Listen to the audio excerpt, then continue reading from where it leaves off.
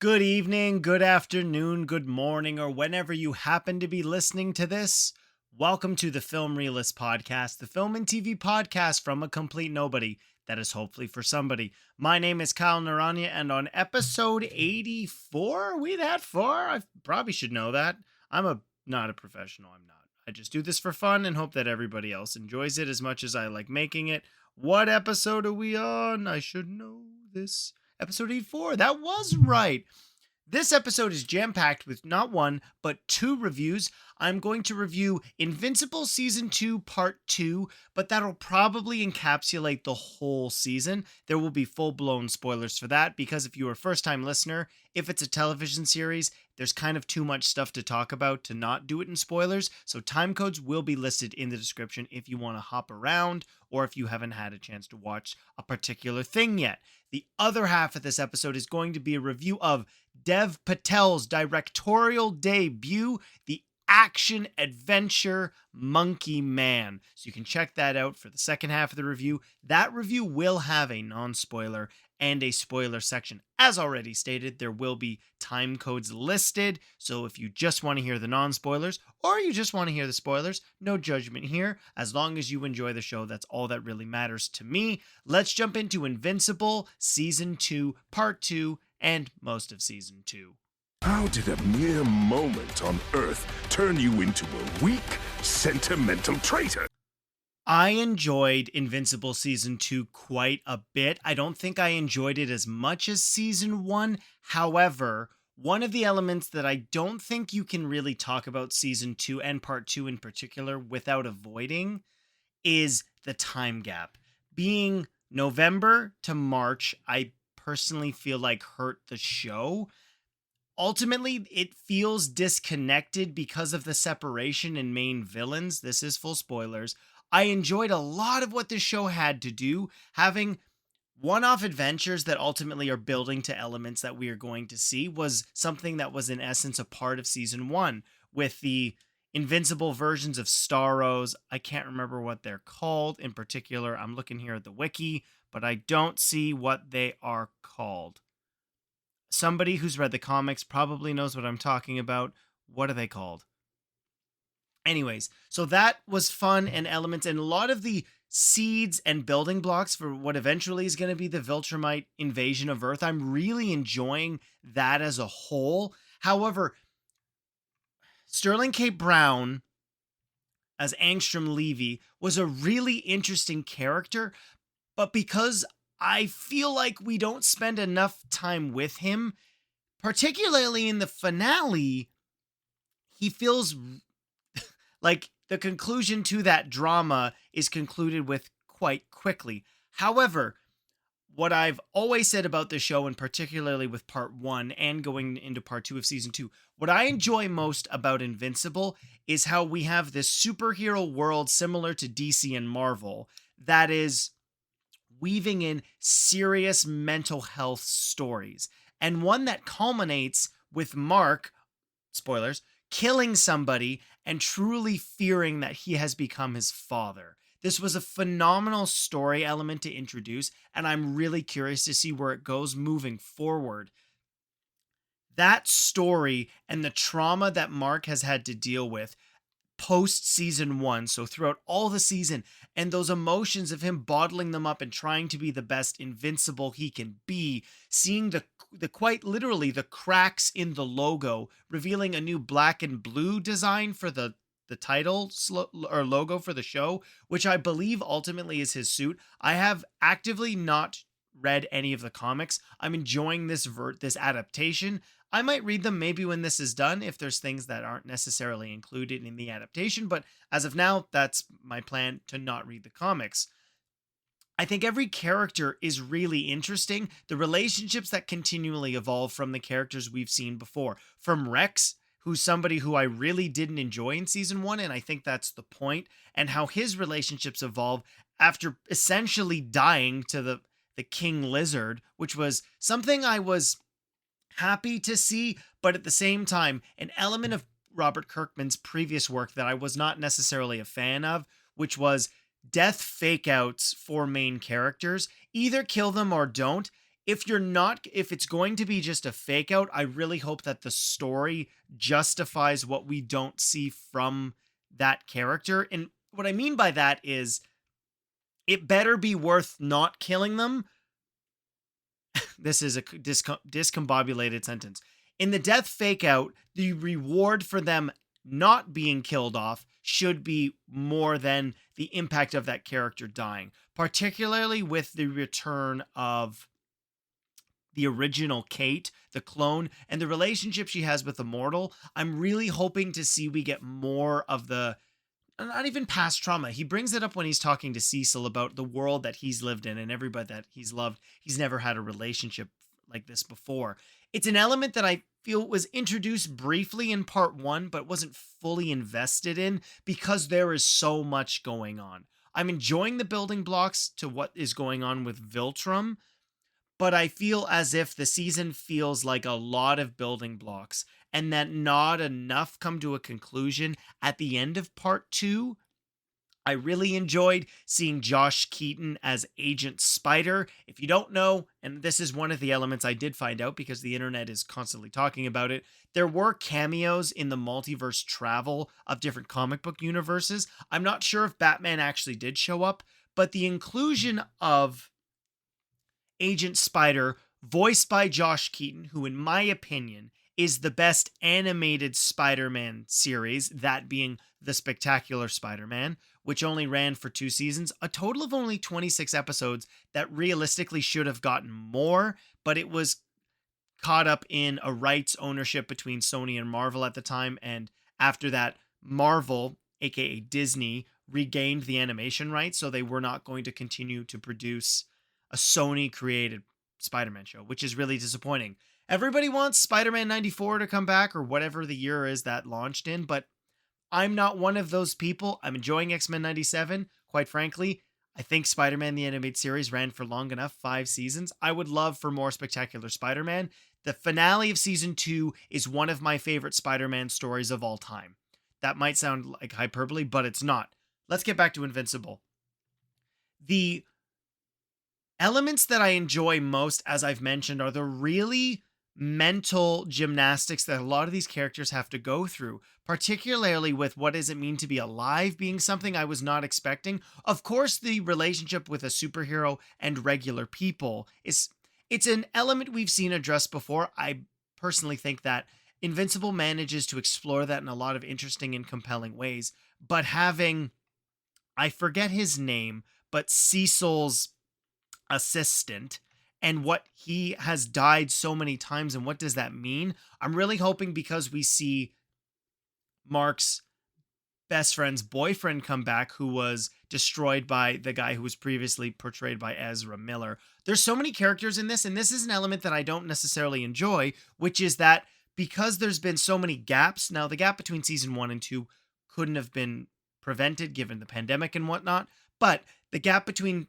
parts 1 and 2 of this has affected the overall impact of the whole world, where I feel disconnected from parts 1's story of season 2 and part 2, as well as a lot of the expanded character names that I just have not had the chance to fully absorb because it's been so sparse. With it being only 4 episodes in the 4 weeks for the remainder of the season, I enjoyed them, but as a conclusion, I think episode 8 is more, it goes for more than I personally think it achieves. It gives a really shocking end to the Angstrom Levy story with a lot of the multiverse stuff, fun elements. There's certainly a Walking Dead Easter egg definitely teased as well. And of course, I mentioned the other comic book universes, but it really does feel like laying the groundwork, as I've said, for more, as opposed to, in my opinion, a conclusion to season 2's story. There's a lot of things left up in the air.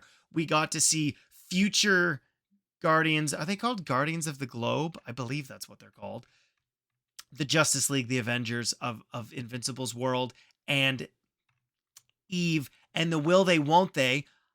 As much as some people might be annoyed with that being something that's in this, it being a superhero show that is centered around a high school student, I kind of feel like you do need to have that. And so the will they, won't they between the two of them is something I am invested in.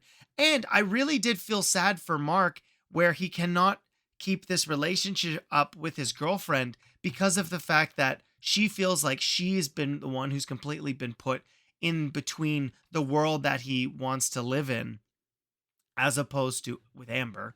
I had to look up her name. Again, I feel so bad. I really do like this show. I do think season 2 as a whole doesn't match the heights of season 1, and that might be because of what's called like rookie season in athletics, and that I would not classify this as a sophomore slump, which is traditionally what these are called. I think the season was good. I am definitely looking forward to season 3. There's a lot of things, particularly with the Viltrumite expansion, getting to see Mark's dad a lot less with Nolan, and what's going on with Alan and Peter Cullen, who initially it looked like he was going to be a bad guy, but thank goodness it's Peter Cullen. You have to make him a good guy. And all of the different elements surrounded the Viltrumite lore. What does it mean to have more than one Viltrumite, as well as Oliver, who's half Viltrumite and half Thraxan? What could that mean? I'm really curious to seeing how the rapid aging of Oliver comes into this story. I liked season 2. I think if you have not watched it and you're listening to this, watch. Of course, most people endorse the binging model. Rob Keyes, frequent guest and friend of the show, Screen Rant's own. Check that site out for your movie news. Loves the binging model. So if you haven't watched it yet, do it that way. Even though each episode is about an hour long, I would recommend that given the gap that I did have for this. I'm probably going to rewatch seasons 1 and 2 leading up to season 3, which, in my opinion, that's the best recommendation possible, which is if I'm willing to rewatch the show and get hyped up leading into the new stuff, it certainly is worth it. I would recommend Invincible if you're more on the fantasy realm and you've watched Legend of Vox Machina, or you enjoyed Robert Kirkman's other work with The Walking Dead. Invincible is one of the superhero pieces of content, and I hate calling them that because it sounds so cold and dead. However, that is what it is at the end of the day.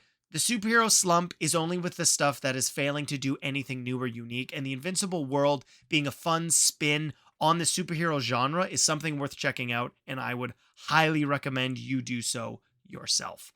With that being said, that's not all this episode is. Of course, let's move into the non-spoiler review section of Monkey Man. When I was a boy, my mother used to tell me a story. Monkey Man has been described as Bollywood John Wick, and I think that's unfair. Not that it would be a negative for the film. What Monkey Man offers is wholly its own. It did remind me of some other films, but I think that's just because, and it's one of the things that I like that Dev Patel has had to say about the film, that there's James Bond, there's John Wick, and he wanted to carve out his own thing. He's been an actor who is, to people who watch him, it's been abundantly clear how wickedly talented this guy is, but unfortunately, because of his background and culture, he's been pushed aside into tech geniuses or guys with accents. Sometimes those are one and the same. And it's unfortunate. If you'd seen Green Knight, it's clear the talent that this guy has. And unfortunately, Hollywood has not brought him into other films. He's not the age of Ke Huy Quan, but I'm really hoping that with something like this, Hollywood finally realizes, oh, we need to be including this guy in more things because he's absolutely incredible. Monkey Man as a film might not be the most polished action film you will see this year. However, that's kind of the charm of it. This film is an allegory for so many elements: disparity of wealth amongst the culture in India, the chasm or not chasm. Well, it's chasm/schism between people because of their faith in the country, and what that's overall done to the different communities amongst the country of India as a whole. Even though this did film in Indonesia, which is something I learned recently. Shot through the pandemic, produced during a time when obviously it was really difficult, a limited budget compared to a lot of other streaming films being canceled, brought back by Jordan Peele, a first-time director, writer, action star. This film had everything against it, and while that shouldn't necessarily affect your overall experience with the movie, You wouldn't know if I told you. This movie is thoroughly entertaining. It's raw and reminded me of the grittiness of something like Casino Royale, but culturally putting it in somewhere else where you don't really get to see this level of insanity of action. It was so captivating. I found myself thoroughly entertained throughout the entire experience. Dev Patel is an actor I've really enjoyed. He's somebody I thought would have been a phenomenal Reed Richards if given the chance. And it's come up to him about being James Bond, and this absolutely should be his audition for this. He really does capture that animalistic nature and brutality like Daniel Craig does in Casino Royale, a film I know I just brought up. But the fact that Dev Patel himself has said that's not what he wants to do, that he wanted to create his own avenue in the action genre because of the different influences that he's had, whether that's with Bruce Lee, Jackie Chan, a lot of Korean cinema, even Thailand with stuff like Ong Bak. I really appreciate his candor in not wanting to just be pigeonholed or put into an established role already. That has been an argument against the changing of the background of established comic book characters. And while that's not a conversation I want to get into, personally, I like the diversification of comic books given the fact that the most popular were written in the 60s and most of those characters were created as white characters. And if you can capture the essence and at the same time provide more of an opportunity for representation in the cinematic landscape, quite frankly, it's something I think you should be doing. But Monkey Man manages to be something wholly on its own while also being an action genre film that does feel familiar at times. However, the fact that it doesn't have this curated, perfect perception that you would get from a lot of other films outside of the John Wicks, which have, in my personal opinion, have really carved their own avenue. This film, whether it's the use of camera, it doesn't go for that bombastic spectacle of CGI. It's gritty, it's gross at times, and it has a message that really encapsulates, I think, the mission statement of the movie, which is being inclusive. There's been a conversation about the trans inclusion, which was, quite frankly, something that completely went over my head at first viewing, but in reading more up on the film, it was something that I really appreciated that it was an element that felt completely woven into the fabric of what this story was about. I really appreciate new and unique cinema like this. I reviewed The Woman King really early on in this podcast life. I think it was episode 3 or 4. And the fact that you're getting another action star who easily could be now the face of something else. I don't think we're going to be getting a Monkey Man 2. Quite frankly, I don't think you should get a Monkey Man 2. But providing an opportunity that Jordan Peele has provided in having a film that is wholly produced about India, starring Indian actors, and has a lot of cultural touchstones from Indian culture in the film, touching on things like, well, is that a spoiler? No, I don't. I'm going to say it is, so I'm going to save that for later.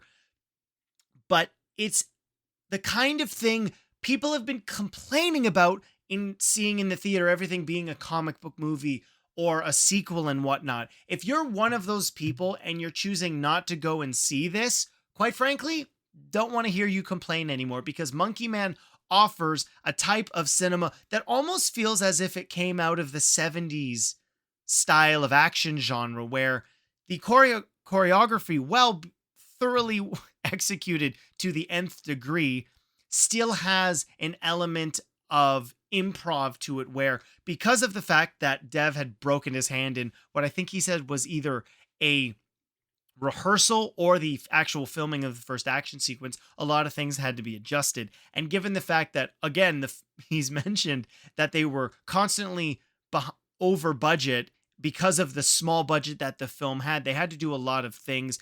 And there's an expression, and I'm forgetting it right now, but the mother of invention is ingenuity. It's something like that. Apologies if I messed that up, but it's the end of the weekend and I'm recording this late on Sunday night because I wanted to get this podcast out to you, the listener. Don't pat me on the back. This is something I'm doing for fun, and that's why I do it in general. Back to Monkey Man. There is a political aspect of this film that feels really similar to another film that I saw a while back that was actually based off of a book. And ironically, I found a lot of similarities between this and Boy Kills World, which is getting a wide theatrical release this month. So I'll be really curious to see, or no, is it next month? I can't remember. I have a schedule somewhere. And how, even though some of these plot elements might be familiar, one of my favorite aspects of when you have a director with a succinct vision is they take familiar, whether that be story structure or plot elements or even characters to some degree, and they spin them in a way that feels wholly their own. And Dev Patel truly does that with Monkey Man. It's a film I really enjoyed, and I'm going to recommend to anybody who enjoys action films. And even if you don't, the social political statement in the film, it's something really relevant now and kind of has always been relevant, particularly in Hollywood in general, and not to mention the social political nature of a lot of developed countries now. And the fact that this film has something to say puts it above just the other generic action films. You see a lot of these on Netflix. Gray Man, Red Notice, just these ridiculously insane budgeted blockbusters that are wholly generic, just with A-list stars, and they don't do anything original or captivating or even memorable to some degree. Monkey Man does all those things, and if not anything, proves what a capable director and actor and writer Dev Patel is. I'm really happy that this film is as good as it is. Now, is it going to win any Oscars and get that kind of recognition? No, but I hope that this works as his thesis statement or TED Talk to show what he's capable of amongst all the other people involved with the film. He's done an amazing job of talking about everybody involved in the production of this film, and Jordan Peele being an advocate for Dev is something I really appreciate. The irony that his production studio is called Monkey Paw is quite comical to me, but using a lot of this film to tell a story that is so built into Hindu culture in India, I thought that was really cool and really captivating. It's something I'm looking forward to rewatching at home, but I think it's something you should definitely check out if you're looking for more original cinema in the theater. So please go and see it. That will do it for my non-spoiler section of the review. I'm going to jump into spoilers, talk a little more nitty-gritty, and then probably ruin some of the fight scenes. Maybe in the way I described them, maybe in the way I don't. So let's jump into spoilers for Monkey Man. Ladies and gentlemen, are you ready for a fight? 1, 2, 3. Now, I know I said in non-spoilers that Dev Patel shouldn't be James Bond, but if I'm Barbara Broccoli and Michael Wilson, who clearly seem to be taking their time with the reboot or revitalization of the James Bond franchise, you should absolutely be looking at Dev Patel. He captures exactly what I think the James Bond franchise is looking for, something it was quite successful in doing with Daniel Craig.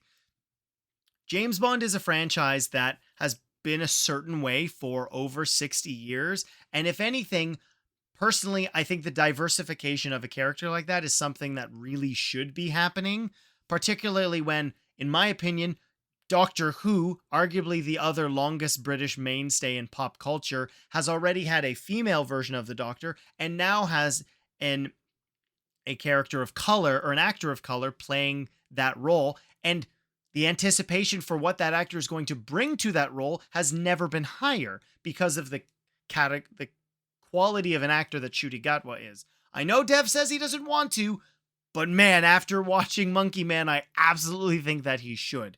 So we're in full spoilers, so now I can talk a little bit more about the actual story elements. And something that I really appreciated about the film was it is a really interesting, gritty retelling to some degree of the story of Hanuman, who is one of the titular characters or gods that I'm probably going to be misrepresenting this information, and I apologize. It is not something I have a significant knowledge of. It's minimal at best. However, Hanuman being what does Wikipedia say? A spirit involved, the hero in the oh my goodness, I'm sorry, in the story of Diwali. and that being an element that is happening around the film, but in some degree encapsulates what is really interesting, and this is something I quite enjoyed, which is that Monkey Man doesn't really have a name, in that Dev Patel's character goes nameless, and that fits into the narrative of this unknown nobody. Dev's kid, or monk, I mean, he's a young child, and we get to see his origin story. He's born of fire, a phoenix rises from the ashes, to mix my metaphors, and that he forgets who he is and ultimately has this rebirth when amongst a group of religious people who are trans, and they've been ostracized by the community because of this religious war that is being waged amongst this part of India, was really compelling. And it's a serious story that, unfortunately, religious wars are not a new thing, and they always seem to be relevant, whether that be in pop culture or real world politics. And so encapsulating the film around that and telling a quite ancient story with modern film techniques, while at the same time, as I mentioned in spoilers, having this gritty, almost dated element to it while still using like modern cameras.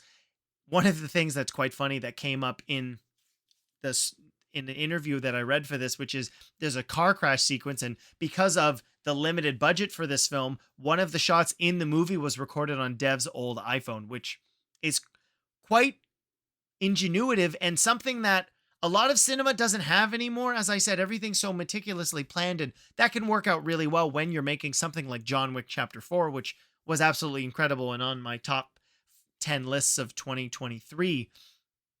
But having somebody so passionate about the project and wanting to get this story made, I feel like shows on screen. And the mission of this character, this one person war amongst the evil police captain who was responsible for the death of Monkey Man's, I'm just going to call him Monkey Man, Monkey Man's mother, as well as, what is his name? Is it Alpha? I don't know. But the religious zealot who is almost controlling the voting and leading a lot of the citizens to vote in a particular way, saying this is the candidate you should choose for, almost working as a celebrity. And what do we know about celebrities endorsing political candidates? That's certainly not something that happens in the real world.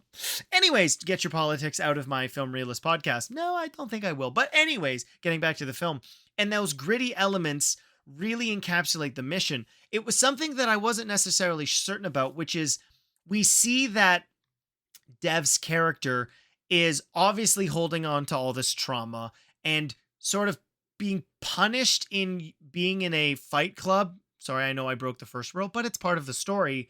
And that he's using this element of the Monkey Man, and he is the heel, to use a wrestling term, in this fighting club. And it's ironic because Sharlto Copley is the guy who runs the fighting club in this, and he also plays a character in Boy Kills World, which for me was drawing a lot of comparisons to that. I'm not going to say which is better. That's not the point. We're talking about Monkey Man and his hero's journey in discovering who he is, dealing with his trauma and the rebirth that he has, and when he is able to re-enter the city on his mission to take down, kill the people that have wronged him as well as the rest of the people around him, quite literally results in him dyeing the Monkey Man mask into white fur, which more resembles Hanuman's appearance in a lot of the literature around that character, which I wouldn't say that the metaphors in this are handled with complete precision, but at the same time, it completely fits in with the style that this movie is. There are times where a lot of the choreography feels very tight and the camera is in tight as well, where there is also the opportunity for it to be a wide angle lens where you really get to see what Dev put into this. And he's an absolutely categorically phenomenal action lead. He puts in the work. We get a montage, which quite frankly, you could be treating quite comically at this point because it's an element of film that has been made fun of quite frequently. However, the way that it fits in with this character's post-traumatic stress and his connection to the new people around him and how it bonds everybody, and we really get to see this physical transformation and this person wage this personal war and then ready to then serve the people around him, was a really gratifying experience to watch. And I felt myself thoroughly entertained. And if you're going to have the shirtless sequence, my goodness, did Dev put in the work for that. Because the guy is lean and Bruce Lee ripped. He's not packed on muscle and he's huge, but he truly does look like a martial artist who would absolutely mess you up. And it's done almost honestly, and this is not to say, this is said as praise in the style of something like Rocky IV, where you don't have everything, so it's rice bags and buckets of water and bamboo and whatnot, and really gritty and realistic, and the brutality comes through in all of the fight sequences and a lot of the way that it handles its characters.